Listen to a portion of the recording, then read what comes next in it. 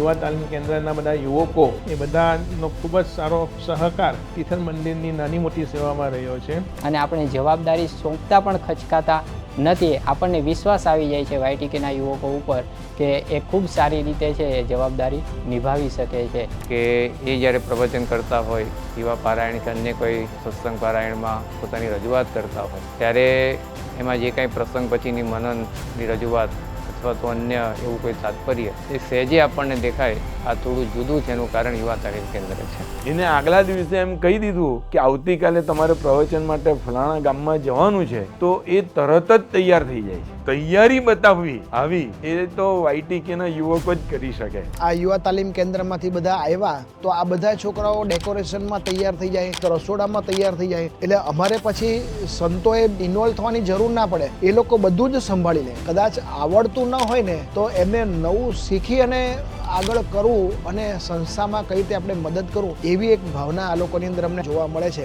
મારી ઈચ્છા એવી છે કે દરેક મારા જે 17 મંડળો છે એની અંદર 2 યુવકો જો તૈયાર થઈ જાય તો પછી સત્સંગ પ્રવૃત્તિને વધુ વેગ મળે અને સત્સંગ પ્રવૃત્તિ વધારે આગળ ચાલે. આજે કોઈ પણ પ્રવૃત્તિ અમને હું અધ્યક્ષ હાથે સોંપું તે કરવા તૈયાર છે. કોઈ પણ નાના મોટા ઉત્સવ હોય તો મારું કાર્ય એકદમ 50% પૂરું થઈ જાય, એ લોકો જ કરી લે છે.